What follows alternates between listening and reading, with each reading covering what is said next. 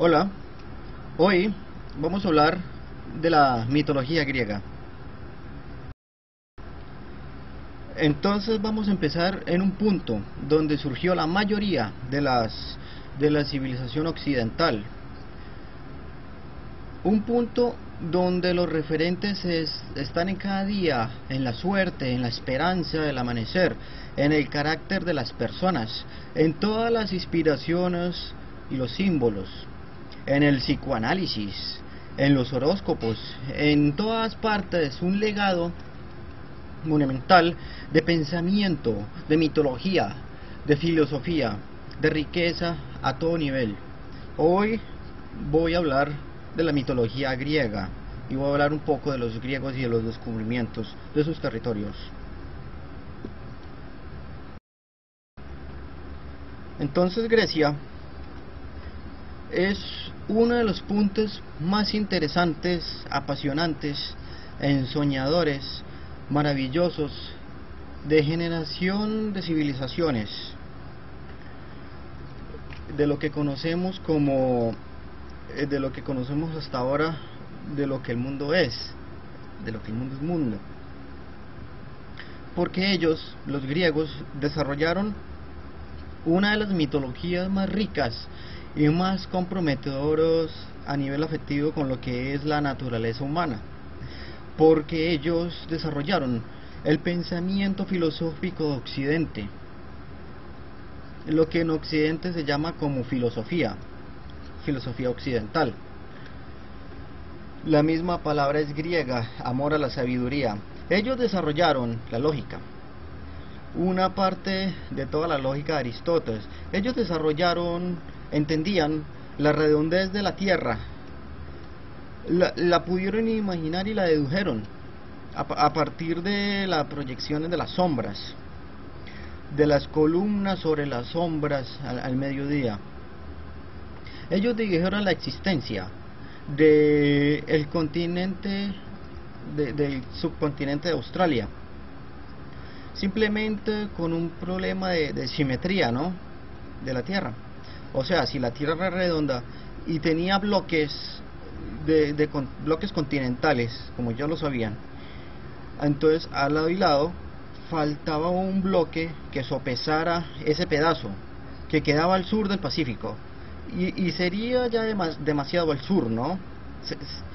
Y tendría que ser un bloque demasiado grande, y si sería demasiado al sur, sería ya algo muy austral, se llamaría Australia.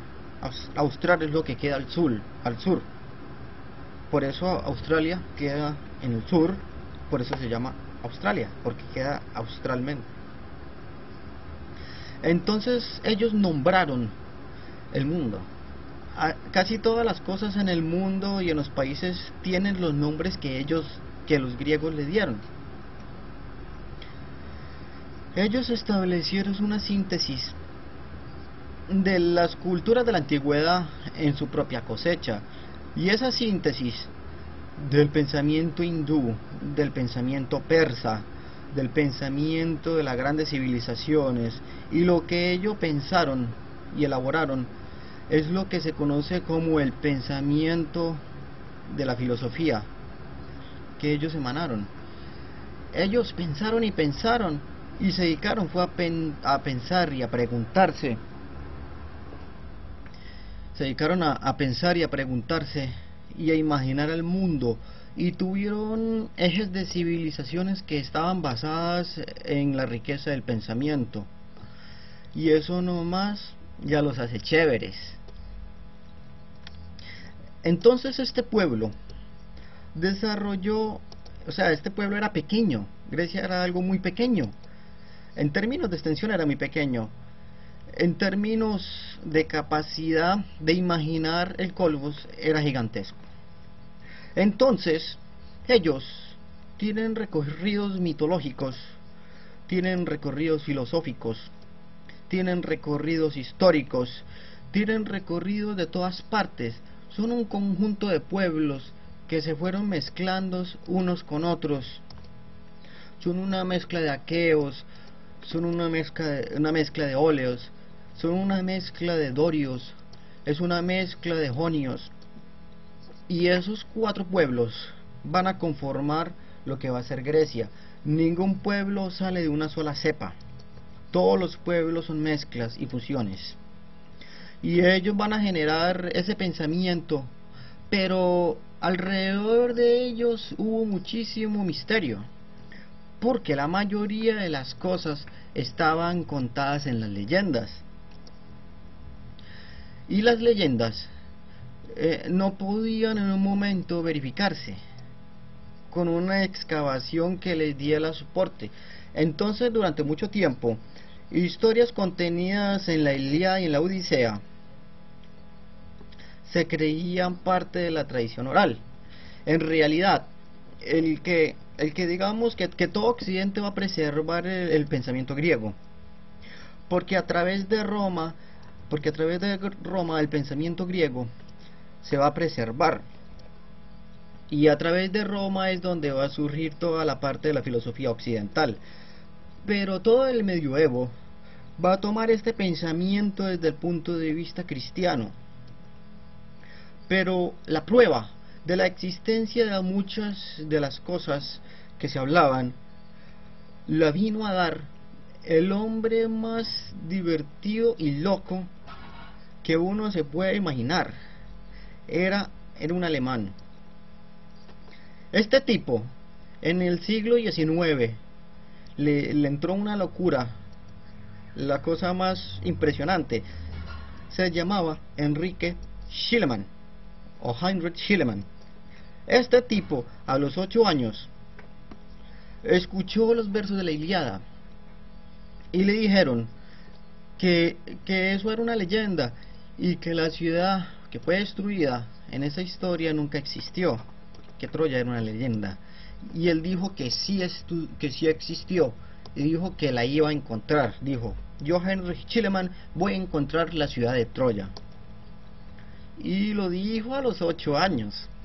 Entonces dijo que la iba a encontrar, y empezó toda su vida con esa obsesión de encontrar Troya, el lugar donde quedaba Troya. Cuando era más grandecito y trabajaba en una tienda, le daban moneditas por recitar los versos de la Ilíada. Luego este hombre se convirtió en un gran y próspero hombre de negocios, un personaje con bastante dinero, Enrique Schliemann. Entonces, como en los negocios, como dice entonces Indro Molinares, en la historia que nos está contando, Schliemann estaba loco, pero era alemán, por lo tanto era un loco organizado.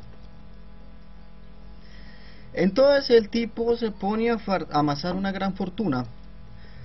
Cuando tiene amasado una gran fortuna, digamos cuando ya tiene capital, a los 46 años se retira. Él estuvo en muchas partes, porque tenía un trabajo de vendedor que lo hacía ir a muchas partes, que le hacía viajar mucho. Entonces, a todos los lugares donde él fue, se aprendió los idiomas. Los diarios estaban escritos en los idiomas en los que él estaba cuando lo relataba. Cuando tenía 46 años se dirigió a su esposa rusa, y con toda seguridad le dijo a la esposa rusa: mi amor, voy a descubrir Troya. Ella inmediatamente le pidió el divorcio. Él inmediatamente se lo dio sin ningún problema. Entonces el hombre se fue para Grecia y puso un aviso en el periódico diciendo que necesitaba una esposa griega, y se le apareció una mujer griega preciosísima, una hermosísima griega con la que él se casó, y empezó a darse a la tarea de descubrir Troya. Se fue con los versos y empezó a relatar, a estudiar cada fragmento de la Ilíada, cada fragmento literalmente de la Ilíada, ¿sí? Cada punto de la batalla, cada punto de la destrucción, donde había colinas, donde soplaban los vientos, donde todo, hasta que al cabo de un recorrido literal por cada uno de los versos de Homero, encontró un punto y dijo: aquí fue, aquí, en este lugar está Troya, y ahí mandó a excavar y encontraron 9 ciudades sumergidas, una bajo otra, entre las cuales estaba Troya. Esto corresponde al territorio que actualmente es Turquía. Ahí fue donde encontraron Troya. Entonces Troya sí existió, y los que dijeron que Troya nunca había existido se tuvieron que tragar sus palabras, porque Troya sí existió, y existe, y está en Turquía. Y a partir de los descubrimientos de Schliemann y del mundo arqueológico del siglo XIX, esto fue en el siglo XIX, todo el pasado de la antigüedad empieza a ser visible a nuestros ojos, después de siglos y siglos de silencio. Esto está en la época en que los románticos querían recuperar el espíritu griego perdido, en la época en que estaría Lord Byron moriría defendiendo a Grecia en sus guerras de independencia contra Turquía, en la época en que los grandes excavadores empiezan a encontrar que sí existe un pasado. El siglo XIX trae el progreso y trae la remota antigüedad. Entonces empiezan a reconstruir la historia de Grecia, y hay un chisme de que eso viene de un sitio mucho más atrás de que Grecia misma.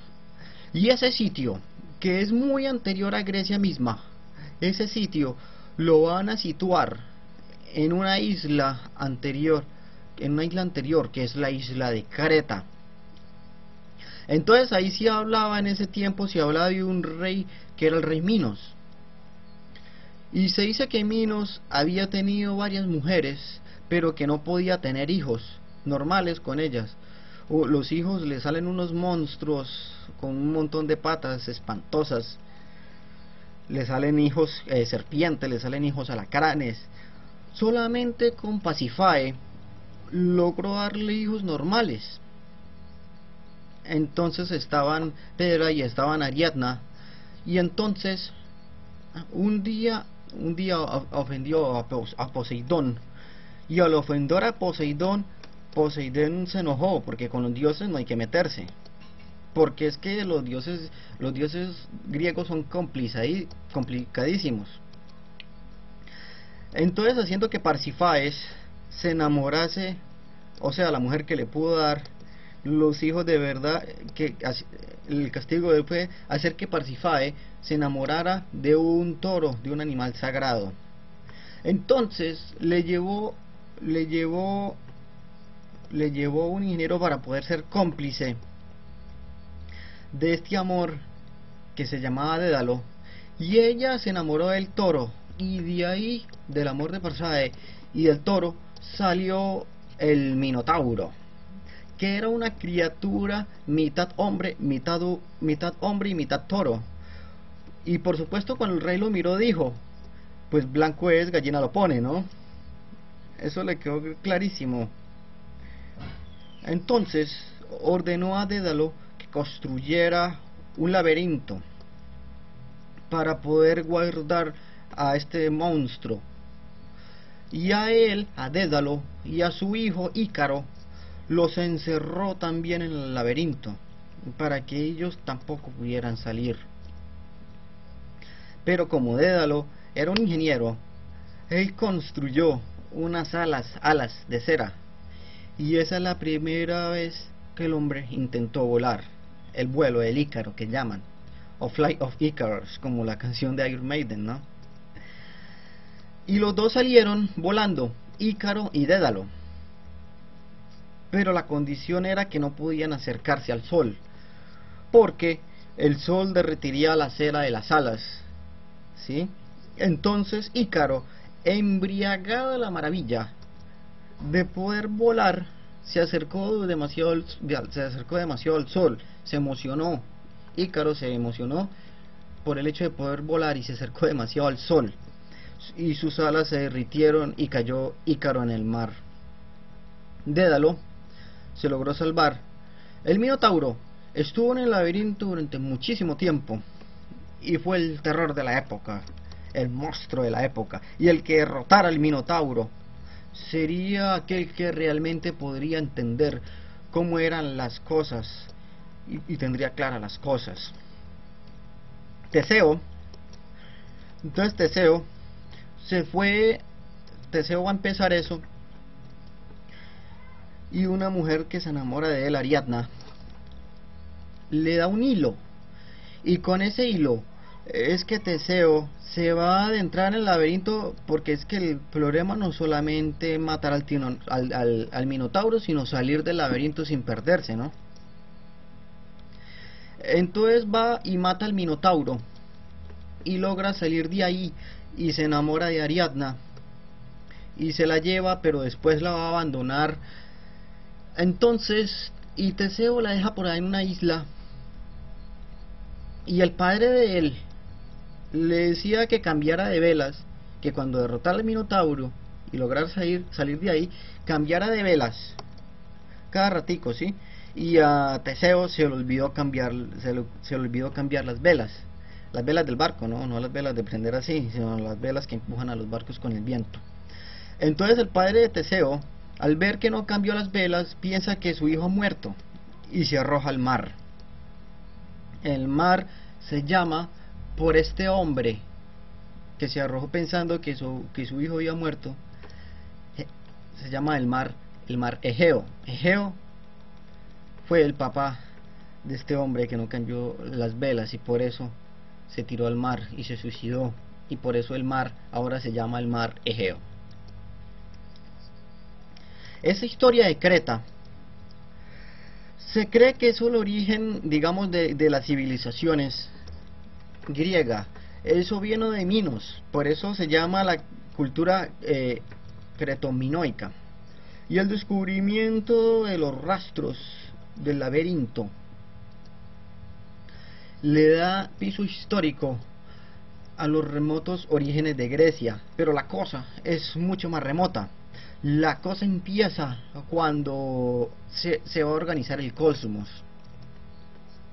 La cosa empieza cuando se van a poner de acuerdo los dioses, cuando van a surgir los océanos, cuando empieza verdaderamente las cosas en el cosmos griego, cuando empiezan a organizarse los océanos. Y eso es lo que vamos a ver en unos minutos, que yo descanse un poco.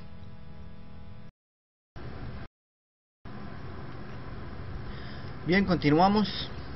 Entonces todo en principio en Grecia era el caos, por supuesto, como en el principio de todos los comienzos es el caos.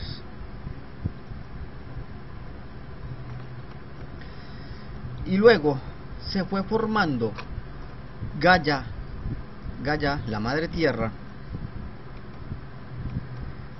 Gaia, la madre tierra, se desdobló y se va a encontrar con Uranos, y se van a enamorar y van a crear el día y la noche.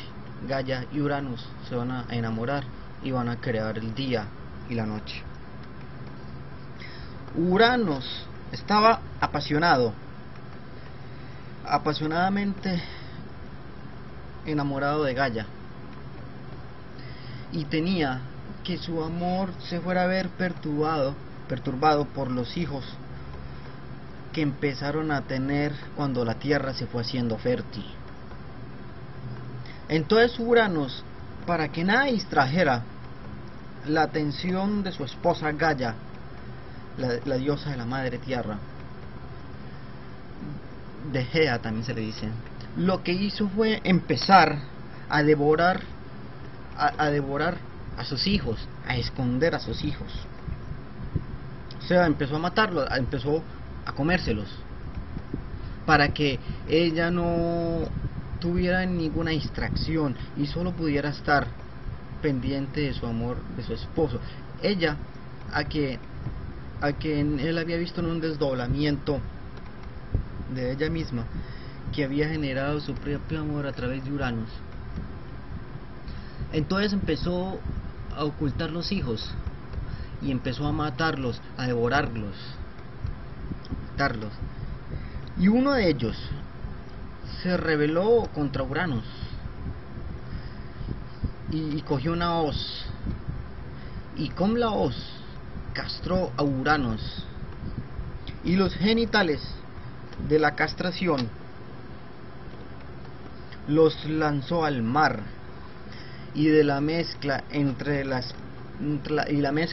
espuma y el mar y el esperma de los genitales de su padre nació Afrodita, la diosa del amor, y de la sangre nacieron las erinias, criaturas vengativas. Entonces Cronos empezó a tener hijos con Rea Silvia, y empezó a tener hijos, y claro, como el que las usa, las imagina. El tipo, todo conspirador es paranoico, ¿no? Por definición. Entonces, claro, ¿no? El tipo está esperando a que le hagan la misma a él, y empieza a repetir el ciclo, ¿sí? Entonces empieza a esconder los hijos, a devorarlos, a comérselos, para que Rea Silvia esté solamente con él. Entonces aquí pasa lo mismo que con lo anterior, ¿no? Pasa lo mismo que hacía Uranos con Gaia.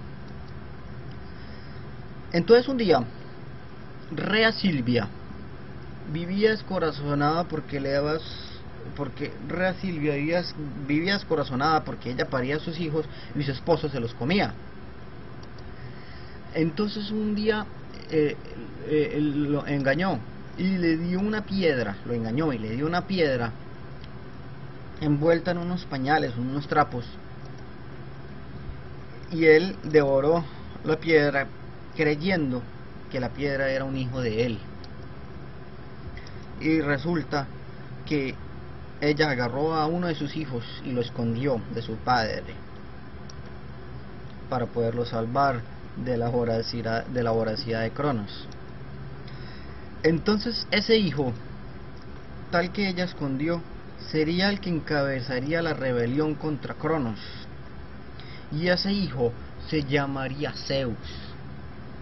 Entonces Zeus lo que va a hacer es que él va a levantar su ira contra su padre, contra Cronos, como Cronos lo hizo contra Uranos, ¿sí? Pero para evitar que el ciclo de repetición siguiera continuando de este asesinato de padre contra hijo y hijo contra padre, entonces para evitar que esto a cadena siguiera pasando, entonces sacó a todos los hijos que estaban al interior de la voracidad de Cronos, y con ellos hizo un pacto, o sea, con los hermanos hizo un pacto. Ese pacto hizo que todos gobernarían juntos un territorio que se llamaría el Olimpo. Sacó a todos aquellos que estaban ahí dentro de su padre, y con ellos hicieron todos los dioses. Yo sé que ustedes han escuchado hablar de los dioses del Olimpo. Pues todos estos muchachos dioses del Olimpo son hijos de Cronos. Entonces Zeus es el propio, porque el obvio, Zeus fue el que sacó a estos muchachos del vientre, de la barriga de su padre, perdón, el vientre no, de la barriga de su padre, el estómago de su padre. Entonces Zeus fue el que salvó a todo el mundo, y que el que fundó el Olimpo. O sea, Zeus es el dios más duro de todos los dioses del Olimpo. Entonces van saliendo todos los dioses, y entonces todos se van formando unos de otros. Entonces va a salir de su cabeza, la cabeza de Cronos, Palas Atenea, la diosa de la sabiduría. Estos dioses después van a ser tomados por los romanos, entonces tienen nombres griegos y tienen nombres romanos. Entonces se conocen por uno u otro, ¿sí? Entonces el nombre griego es Zeus, El nombre romano es Júpiter. El nombre de la diosa del amor es Afrodita en griego. El nombre romano es Venus. El nombre griego de la diosa de la sabiduría es Palas Atenea. El nombre romano es Minerva. Y así cada uno de ellos. Entonces la manera en que van a organizar las cosas, porque hubo un periodo previo, antes del Olimpo, en que mandaban los titanes. En el tiempo de Cronos mandaban los titanes. Y esos titanes habían creado un mundo. Entonces va a haber una gran guerra de los dioses del Olimpo contra los titanes. Y los titanes van a ser derrotados y el Olimpo prevalecerá. De ahí en adelante, después de la destrucción del mundo de los titanes. Entonces los titanes son los grandes gigantes, son los cíclopes, pues de un solo ojo, los grandes monstruos que en esa época habitaban. Ellos van a ser derrotados por los dioses del Olimpo. Entonces los dioses del Olimpo van a gobernar. Entonces el pacto asegura que no haya conspiraciones, porque es un tratado en el cual ellos van a vivir en el Olimpo, y así empiezan las historias de Zeus. Cronos va a quedar desactivado porque el pacto, digamos, porque como Cronos es uno de los titanes, ¿sí? Ellos van a quedar derrotados todos y el cosmos prevalecerá. Entonces en ese momento Zeus se reparte el cosmos, se lo va a repartir con Poseidón, que va a tener los océanos, se lo va a repartir con Hades, que va a tener el inframundo, el infierno, y la otra parte, que es el cosmos, le va a tocar a Zeus mismo. Entonces al uno le van a tocar los grandes mares, a Poseidón, y a Hades le va a tocar una región tenebrosa donde reina Hades, que es el portador del yelmo de la oscuridad, que es el propietario de la riqueza subterránea. Entonces hay un tipo que es el mensajero de los dioses, que se llama Hermes, y ese mensajero es el dios de la astucia, de la suerte, el que puede hablar con los dioses y comunicarlos a los demás. Entonces ese Hermes también es el que escolta a los espíritus de los muertos hasta Hades. Entonces para entrar hay que cruzar un río, un montón de ríos, hay que cruzar el río Aqueronte. Pero si los familiares de la persona que muere y no le han puesto una moneda al barquero cadente, que es el que atraviesa las almas de un lado a otro para poder entrar en el mundo de Hades, las almas quedan vagando para siempre en las siniestras orillas. Entonces por eso siempre había que ponerles una monedita, ¿sí? Para poderle pagar a Caronte el viaje, para que transportara las almas al mundo de Hades. Había que pagarle a Caronte. En este mundo nada es gratis, ¿no? Entonces Caronte es el barquero, ¿sí? El que lleva las almas al mundo del Averno, el mundo de las tinieblas.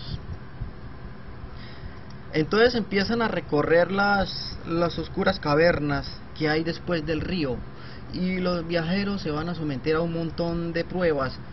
Primero tienen que beber el agua del río Lete, que les hace olvidar sus vidas en la tierra. Después se tienen que enfrentar a Cerdero, que es el perro gigante de 3 cabezas, cuyas bocas resuman un negro veneno. Si no llevan tortas para aplacarle, tendrán que pasar la eternidad al lado de ese monstruo. La única forma de derrotarlo es llevándole algo de comida para aplacar su voracidad y así poder pasar. Entonces todas estas referencias se van a dar una y otra vez en todas las demás historias. Después tienen que pasar los 3 terribles jueces de los muertos, que son los que van a decidir su destino, que son los que van a ver si cometieron crímenes o no, y son los que van a ver para dónde van. Entonces ellos tienen unas hijas aladas de noche. Después de los pecadores son arrojados los ríos de Fortulio, de las lamentaciones y de las llamas. Y los espíritus buenos siguen y van a llegar a otras orillas, y después de que llegan a estas otras orillas, a estas otras llanuras, van a encontrar el sitio más hermoso, que son los campos elíseos. Pero el viaje, van a atravesar el río del olvido. Primero fue el río de las lamentaciones, luego el río de las rabias, el río de la oscuridad y finalmente el río del olvido. Primero van a pasar por los remordimientos, van a pasar por las lamentaciones, van a pasar por las limitaciones. Y cuando ya se hayan desprendido de todos esos lugares y de todos esos lugares del inframundo, finalmente van a llegar al río del olvido. Y el río del olvido es el que les va a permitir olvidar las vidas pasadas y seguir su camino por el Hades. Entonces ese es el inframundo de Hades. Poseidón, que lo vamos a ver a continuación. Bien, entonces Poseidón tiene las grandes aguas, y alrededor de Poseidón se van a encontrar gigantescas y maravillosas obras del océano. Poseidón es un dios celoso, ¿sí? Digamos, los romanos lo llaman Neptuno. Y ese es un dios absolutamente celoso, y ese personaje va a crear también maravillas. Él, cuando le tocó la repartición del cosmos y todo eso, él empezó a crear una región, y entonces empezó a mirar sus dominios, y cuando empezó a ver cuáles eran sus dominios, vio unas islas hermosísimas que nunca había visto en ninguna otra parte de toda la grandeza del océano, unas islas. Entonces empezó a ver los árboles, y que los árboles eran brillantes y muy bonitos. Los árboles eran brillantes, tenían hojas de esmeralda, tenían los prados brillantísimos, lugares muy bonitos, las islas.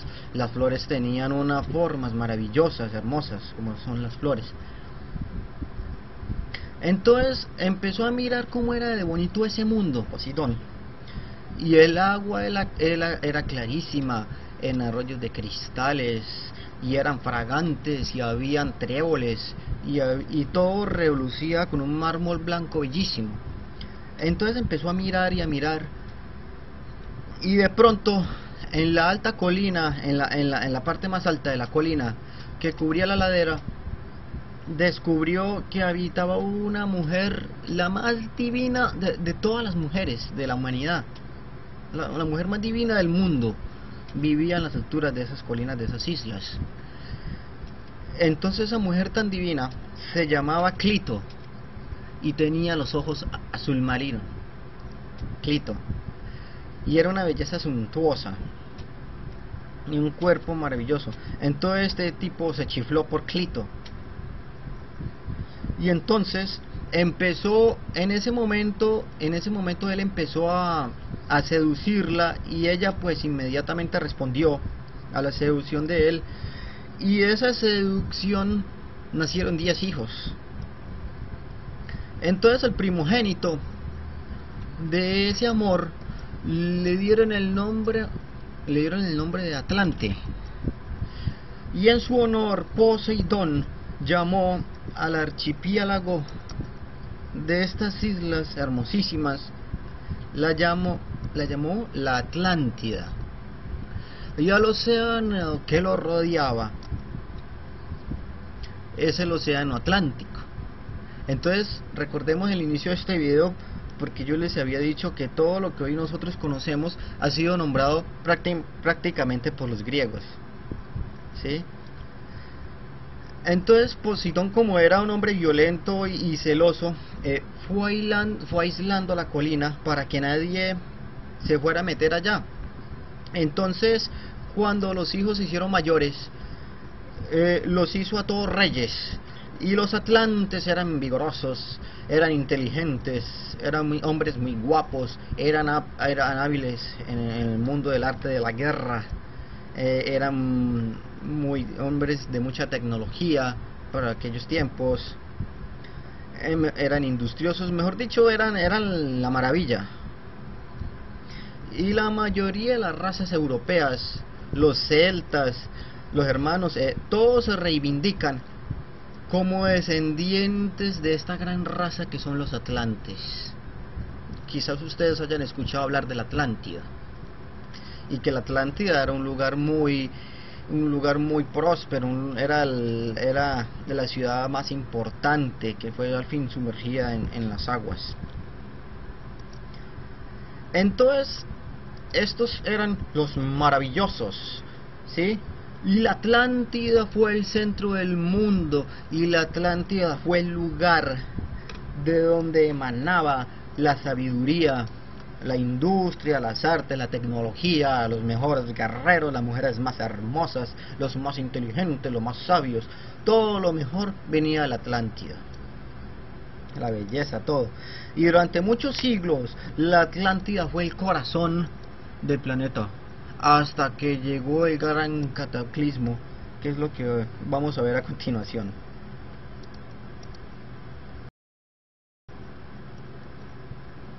Entonces, la Atlántida se convirtió en un generador de toda clase de sabiduría. Tenían fiestas cada 5 años, cuando Poseidón inauguraba los quinquenios. Empezaron a desarrollar científicos, tecnócratas, ingenieros, pero los atlantes no eran egoístas con el conocimiento, así que no tenían problema en compartir su conocimiento con los demás, no tenían problema en contarle a todo el mundo, y eran muy habilidosos y actuaban como misioneros industriales y defendían los conocimientos y enseñaron todas las cosas maravillosas de la antigüedad y diseñaron cosas. Inclusive, claro, los griegos son un poquito más, ellos son los héroes, ¿no? Los duros, los filósofos, los griegos, los más sabios, ¿no? ¿Sí? Entonces los griegos dicen que no, que ellos les enseñaron a los egipcios y que ellos les enseñaron a los atlantes, ¿sí? Y a los mayas y todo esto dicen los griegos, ¿sí? Son muy pinchaditos los griegos. Es mejor dicho, que los griegos le enseñaban a todo el mundo la moda de andar a pie, ¿sí? Y de ahí salió todo, de Grecia, decían los griegos. Entonces cuentan que ahí había de todo, que había grandes edificios, estoy hablando de Atlántida, que había grandes edificios, que eran astrónomos, que eran metalúrgicos, que eran médicos, que ellos descubrieron el magnetismo, las ciencias y las artes, que inventaron la lectura, la escritura, las matemáticas, la agricultura, la arquitectura. Todo concepto de civilización humana se lo inventaron ellos. Entonces, las fuerzas místicas que hacen funcionar el cosmos, los límites que habían logrado dominar, entonces durante mucho tiempo ellos tuvieron esa actitud de magnanimidad, con conocimiento, con su gran nivel de civilización. Entonces de pronto les dio por empezar a conquistar, sí, porque llegaron a tener mucha prosperidad. Entonces les dio por empezar a conquistar otros lugares. Ellos tenían mucha paz, tenían poco territorio y estaban basados mucho en el conocimiento. Entonces dicen por ahí que hace 12.000 años el parlamento de los 10 reyes, los hijos de Clito y Poseidón, empezó a cambiar de actitud hacia el exterior. Entonces en las conferencias quinquenales ya no les bastaba simplemente con difundir la hermosa civilización que ellos tenían, sino que les dio por empezar a someter a los otros, a volverlos súbditos, a conseguir esclavos de otros territorios y a hacer invasiones. Y esa actitud invasiva, esa actitud de, digamos, de montársela a los otros pueblos que no habían tenido antes, va a hacer que ellos emprendieran, bueno, se volvieron ambiciosos, emprendieron la conquista del mundo. Eso, llegaron hasta América Central, llegaron a Sudamérica, se enfrentaron a los incas, mayas, aztecas, ¿sí? Entonces dice que en esas campañas de conquista del mundo, un día por ahí hacia el año 9500, una gran flota invasora de atenienses se enfrentó a ellos. Entonces los atenienses se enfrentaron con los atlantes y los ejércitos se trenzaron en una guerra tan terrible que cuando la flota se disponía, la flota de los atlantes se disponía a zarpar, porque sentían que tenían que huir de ahí. Ya en ese momento la batalla era demasiado fuerte. El cielo se empezó a teñir de un color como de sangre seca, color rojizo, y una masa de nubes negras se levantó con un espantoso ruido como jamás se había oído.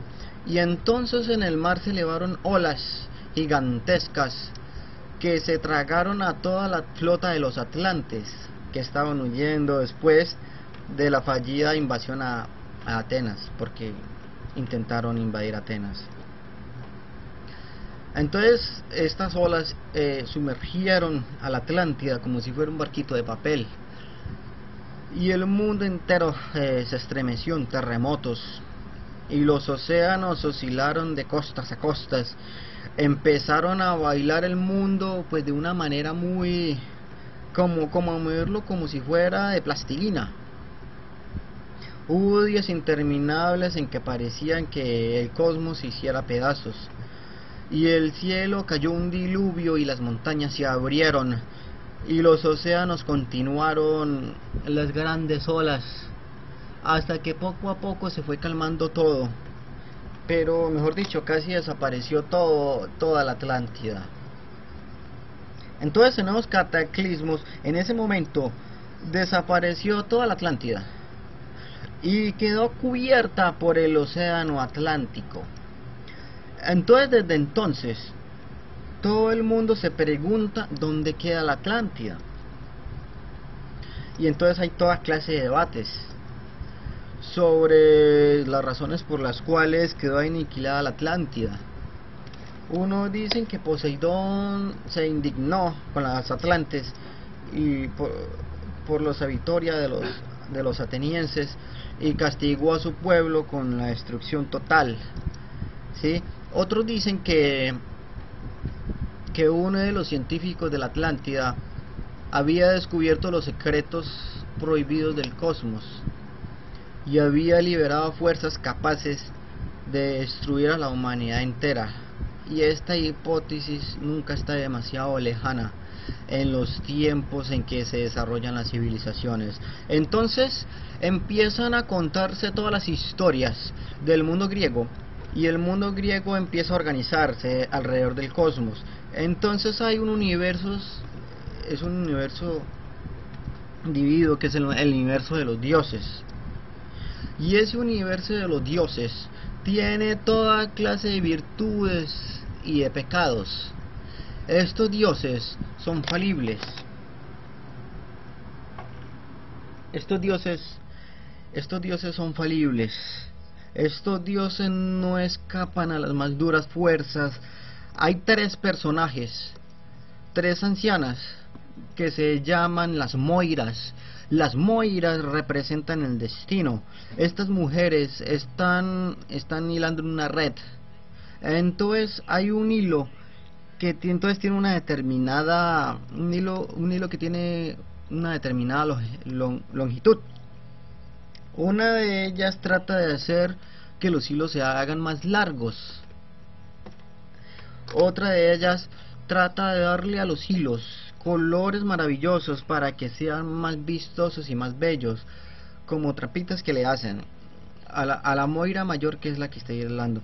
En un momento dado, cualquiera de una de las moiras corta el hilo. Entonces cuando la moira corta el hilo, se acaba la vida de una persona, y es el hilo del destino que se ha cortado. Ese hilo lo pueden hacer más largo o más corto, más colorido, más pálido, pero en todo caso ese hilo tiene fin, y las tijeras que cortan el hilo del destino determinan el final de la vida de las personas. Pero también los dioses digamos son inmortales, pero su destino también está en manos de las moiras. En todos los dioses empiezan a apoderar el Olimpo, y empiezan a dar toda clase de testimonio de su paso sobre la tierra y de su paso sobre el Olimpo, y empiezan a relacionarse con el mundo de los mortales. Y esta relación es la esencia del pensamiento, de la relación de los griegos con el mundo. Estos dioses van a asistir al mundo griego desde el siglo VIII más o menos antes de Cristo, y van a morir finalmente como se preservarán en el Imperio Romano. Van a terminar su ciclo cósmico en el momento en que llegó Jesús en el tiempo de los romanos. Pero durante toda la era griega, estos dioses van a estar tejiendo y destejiendo los hilos de los destinos de los hombres a través de tres triquiñuelas. Entonces van apareciendo todos los dioses del Olimpo, va apareciendo Demeter, va apareciendo el herrero Efeso,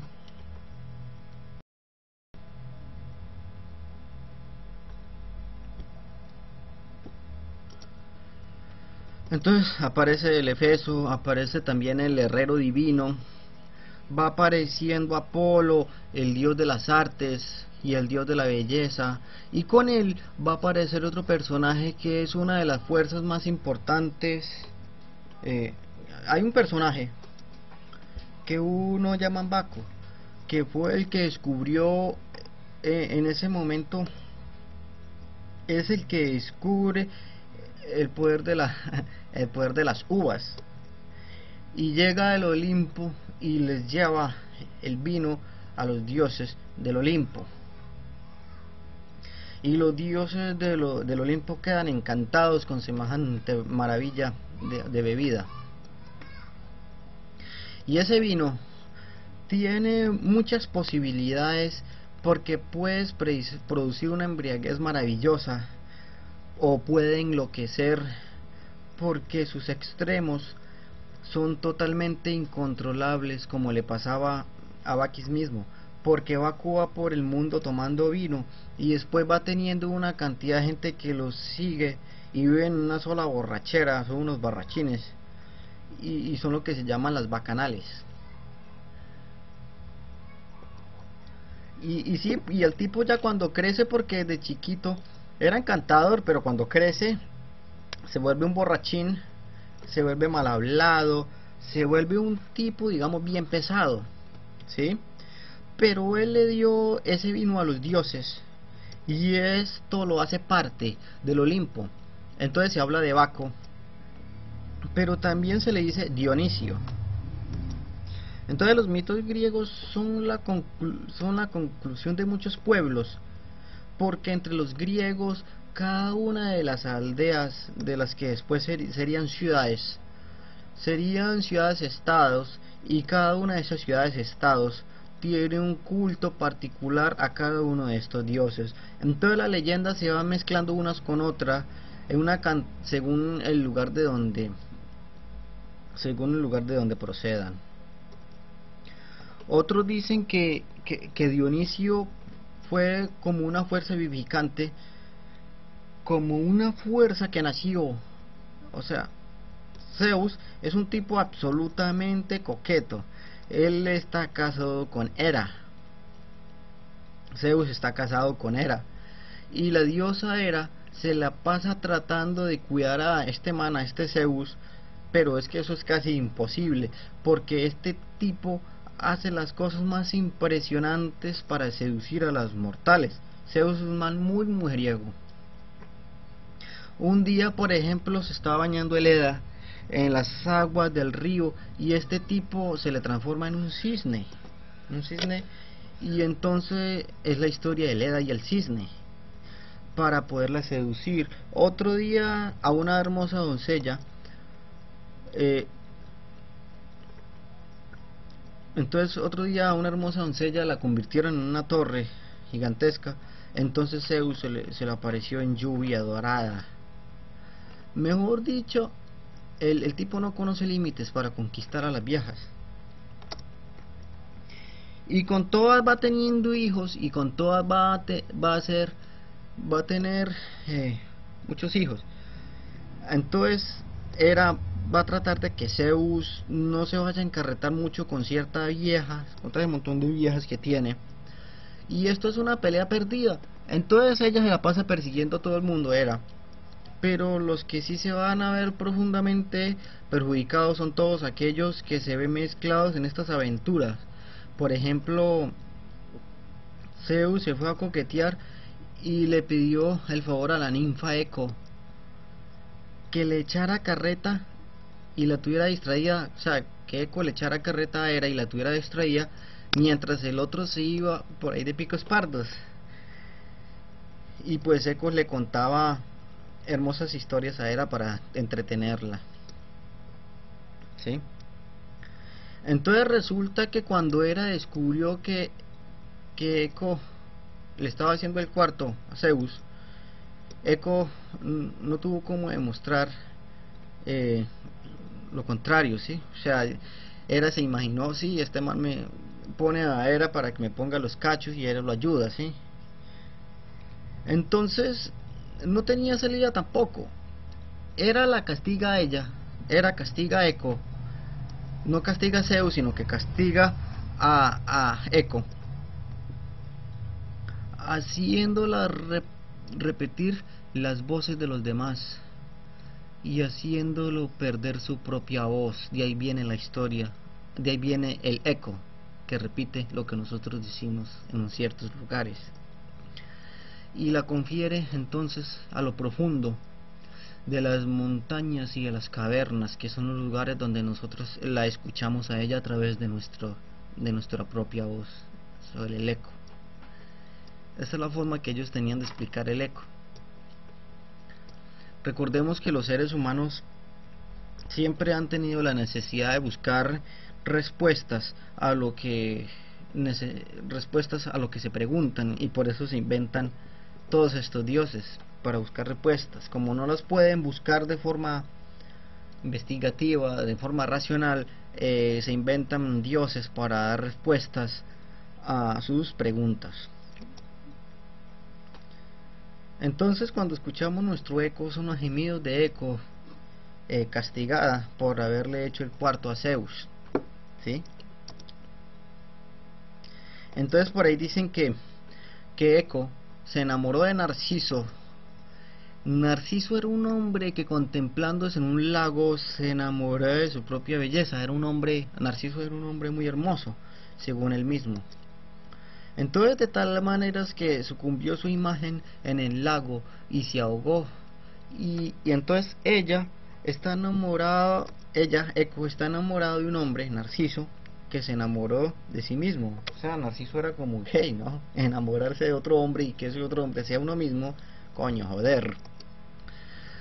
Entonces, por eso a los que se aman demasiado, a las personas que se quieren mucho, que se aprecian mucho ante el espejo, que se cuidan muchísimo, se les llama narcisistas. Y ella queda castigada eternamente por Hera. Y es en los profundos confines de las cavernas donde se escucha su voz, repitiendo las voces de aquellos que la llaman, y ahí está la presencia de Eco. Si ustedes quieren hablar con Eco, váyanse a una caverna o una montaña y hablen con ella a través de su voz. Una ninfa, Eco fue una ninfa que no pudo negarse a un favor de Zeus, y que va a sufrir la ira de Hera. Entonces Zeus va haciendo toda clase de conquistas, y Zeus se habla de otro de esos amores muy importantes que él tuvo, que se llamaba Semele, y de ella se implantó dentro de él se implantó en la pierna. Entonces cuando vio que venía era furiosa, Hera va a ser calcinada por Celele.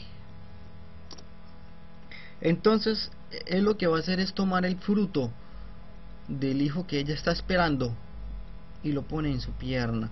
Ese hijo va a nacer y se va a llamar Dionisio, ¿sí? Es la fuerza vivificante. Entonces los griegos van a concebir la cosa de esta manera: hay un tiempo de la normatividad, que ese es el tiempo de Apolo. Ese es el tiempo en que diseñan la geometría, en que averiguan la redondez de la Tierra, en que deducen la geografía del planeta, nombran el cosmos y todas sus cosas, ¿sí? Es el tiempo del camello, es el tiempo de Apolo. Pero hay otro tiempo, que es el tiempo de Dionisio, que representa la fuerza vivificante, esa fuerza interior que necesita sacudirse. Ese tiempo se llama la Dionisiaca. Son unas fiestas que duraban 3 meses y empezaban con una celebración de estática, en la cual unas doncellas se comían un cabrito vivo, lanzándolo vivo al aire y abriendo la boca. Y ahí arrancaba la Dionisiaca. Entonces la Dionisiaca valía todo. Todo es todo. Eso ahí pasaba absolutamente cualquier cosa. Se pegaban la espelucada más impresionante en esas dionisiacas. Y al cabo de los 3 meses se paraban, se vestían y se iban a diseñar la geometría, a calcular la redondez de la Tierra, el diámetro, ¿sí? Y todas las cosas que ellos hicieron.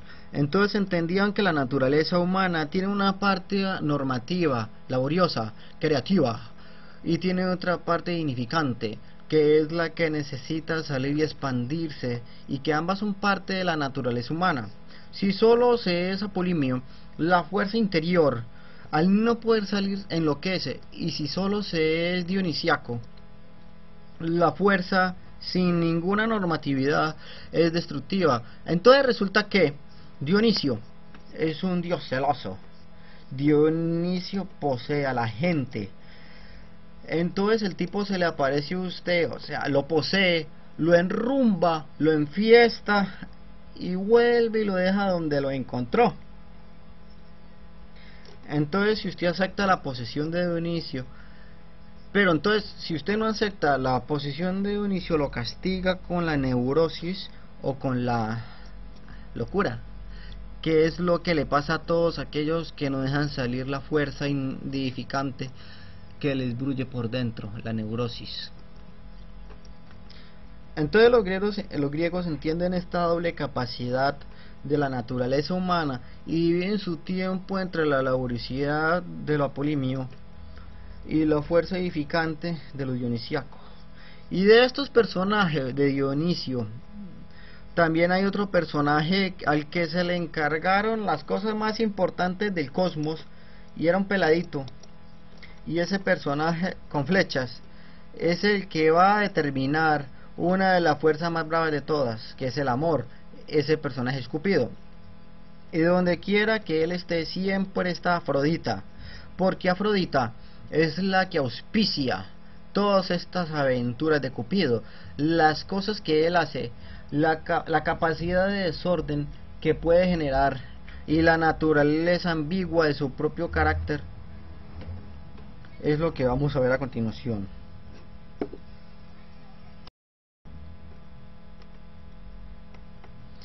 Cuenta la leyenda, y esto es una parte que se saca de un diálogo de Platón que se llamaba El banquete.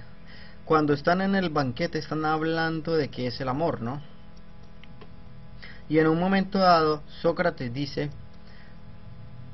preguntémosle a Diotímaco, una mujer anciana y muy experimentada, que por hallarse más allá del bien y del mal, tiene secretos que todo lo que no están en ese punto no conocen. Entonces Dionisio se sienta en el banquete y empieza a hablar.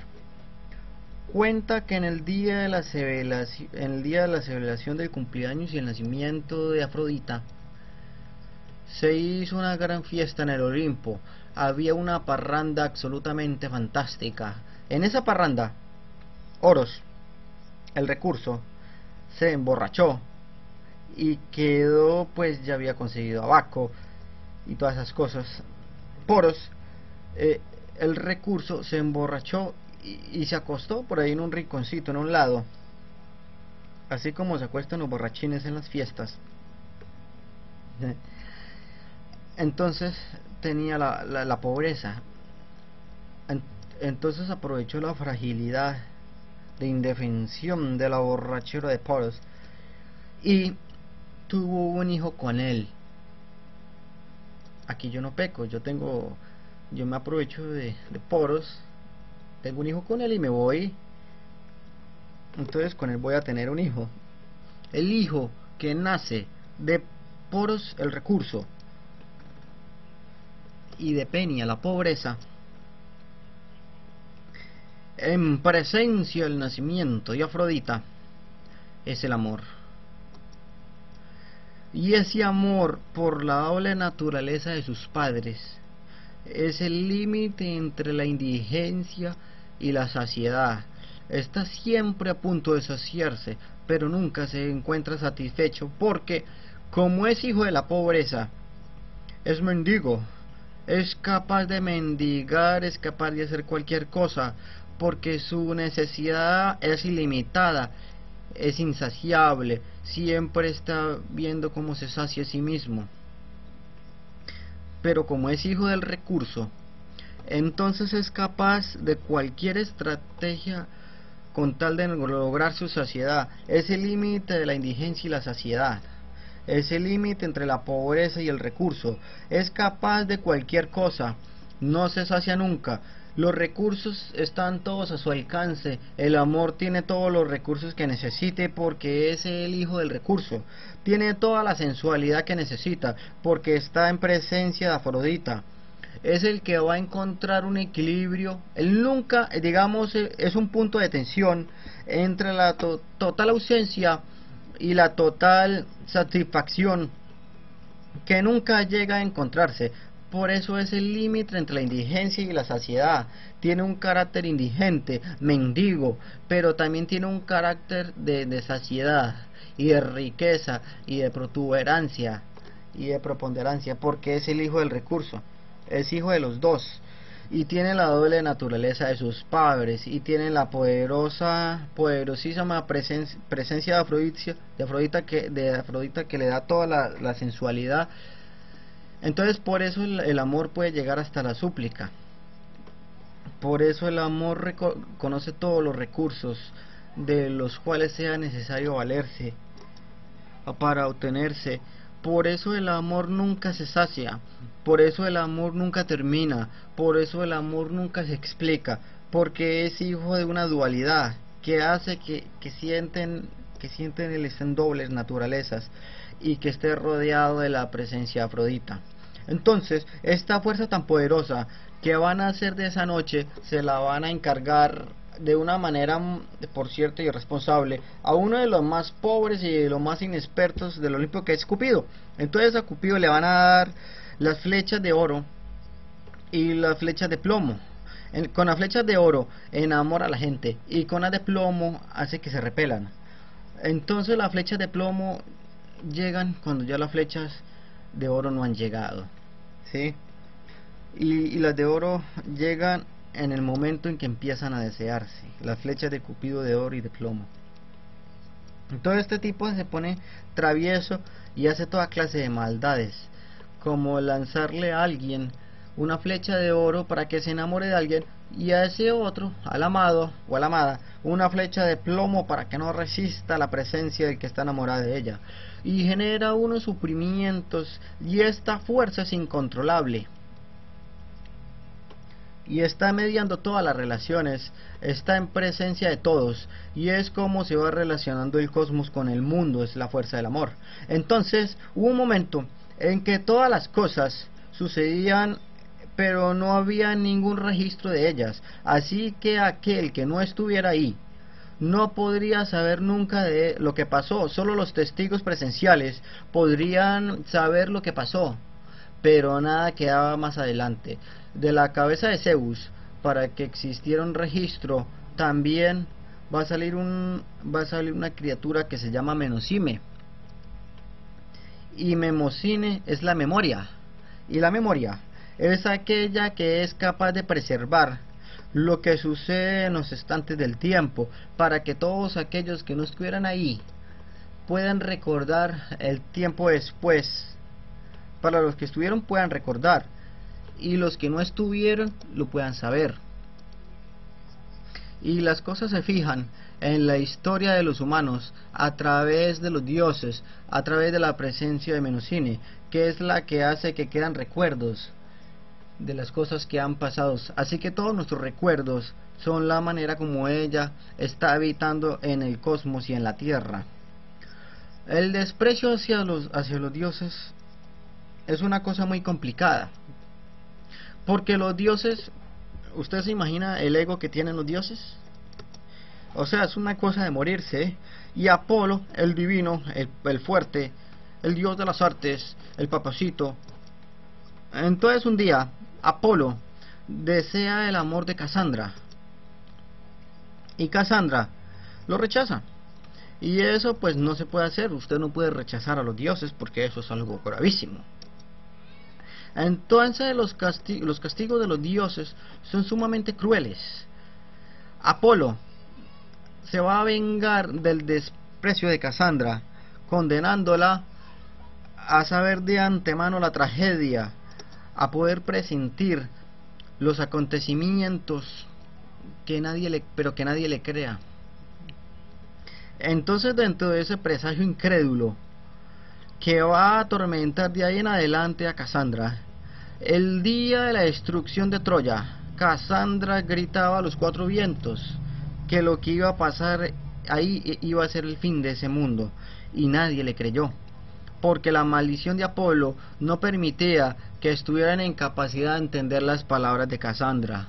Y así se van relacionando los mortales y los dioses van determinando los diferentes destinos de los mortales y de los elementos. Entonces ellos van desarrollando también sus propias criaturas. Hay un viento del norte que se llama Boreas, que es el hijo de Astreo, uno de los titanes, y de Eos, el de la aurora. Estos fueron los padres de todos los vientos.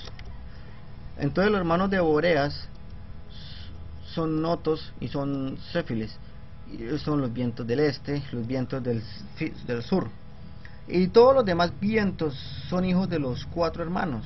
Entonces Boreas y Céfilo viven en las cavernas de las montañas del norte de Grecia, y salen cuando se cansan de sus cosas, y salen un momentico, pero su fuerza es muy grande. Entonces Boreas, como casi todos los dioses, está todo el tiempo coqueteándole a las mujeres, porque sus dioses son tremendamente coquetos con las mujeres, muy coquetos.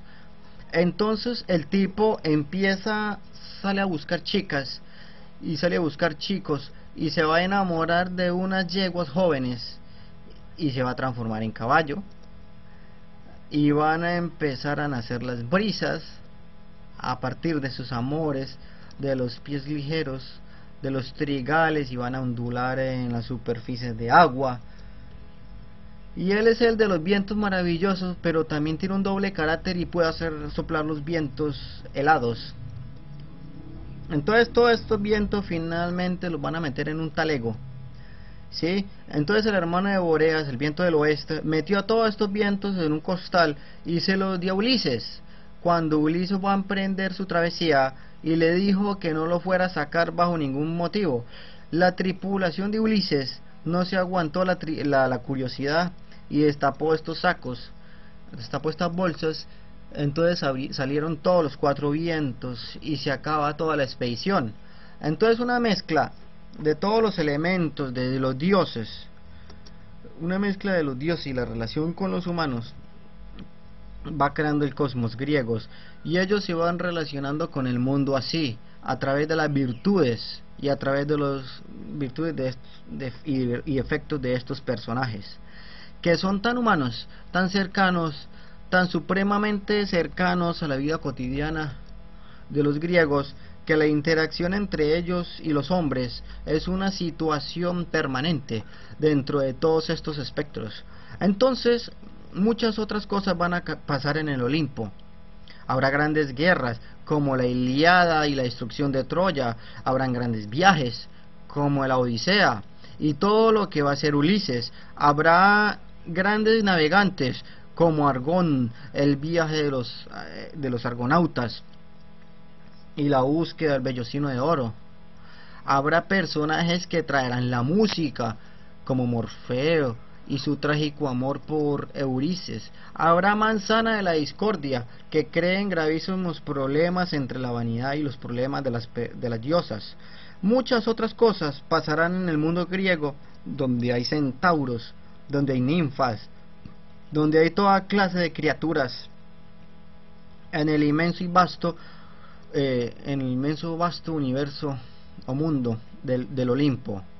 Pero todas estas cosas las comentaré en videos posteriores. La mitología griega es algo muy amplio y no es algo que se pueda resumir en un video de 1 hora y 10 minutos. Haré nuevos videos para que ustedes puedan entender la majestuosidad de toda la mitología griega. Próximamente haré un video sobre Jasón y los argonautas. Muchas gracias por ver este video y muchas gracias por interesarse por esta hermosa mitología griega. Nos vemos en la próxima.